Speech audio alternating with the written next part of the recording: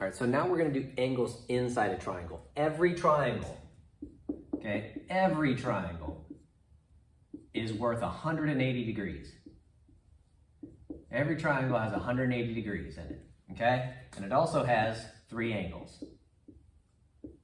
Okay, so I said earlier, angles are formed when 2 lines touch each other. So right here, this line and this line touch each other. So here's an angle. This line and this line touch each other. So here's another angle.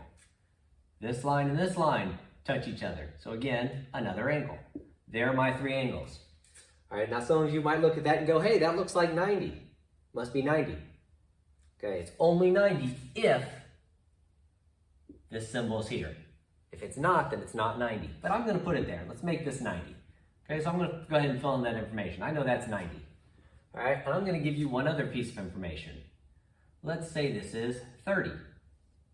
And they say, what's missing?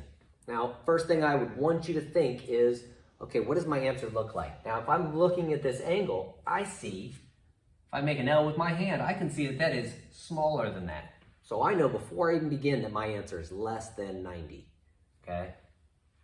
So I know my answer is less than 90. I know it should be less than 180 because that'd be the total of all 3 of them. So this brings us back to that problem that I did in the last video where if I had 3 people and together they have $10, and I'll do this example this time. If one of them has $1, another one has $1, that means the 2 of them have $2 together. How much is missing? Okay, and however you do that problem can be done here as well. So I go, all right, and this is how I would do it. I would look at it and go, well, I know the total here.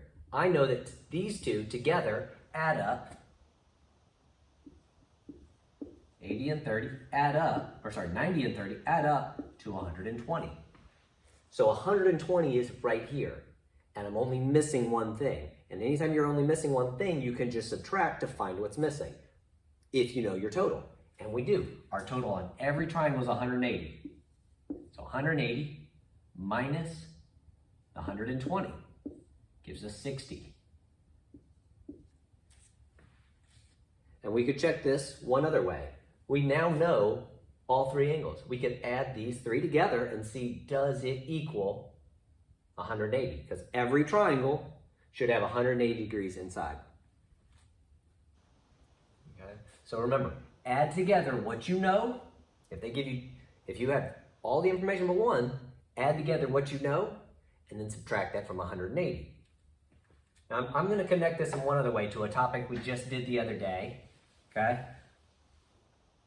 I'm going to change the numbers just for the fun of it. Okay? I'm going to keep the 90 there. Why not? Actually, let's change it. Okay? So this time, and this is why you can't assume that this is 90.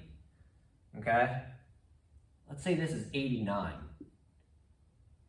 And let's say this is 21. Okay? You can't, you can't look at that and go, oh, I can see the difference between 89 and 90. You can't. Okay? So since it didn't have the right angle symbol there, I couldn't assume it was 90. So here's another one. I said there are 3 angles. So I could say, all right, the first angle is 21. And I'm going to add to that another angle, 89.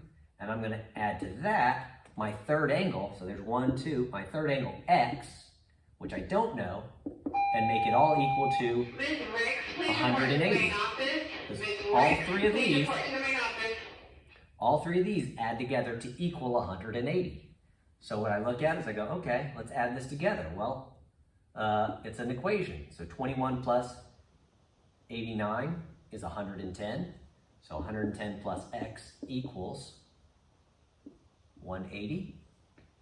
And then if I want to get this x by itself, I've got to get rid of this 110 that's being added. So the way to get rid of this 110 is to subtract 110. And if I subtract it from one side, I'm going to subtract it from the other.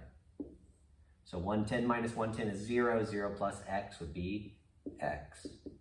And 180 minus 110 would be 70.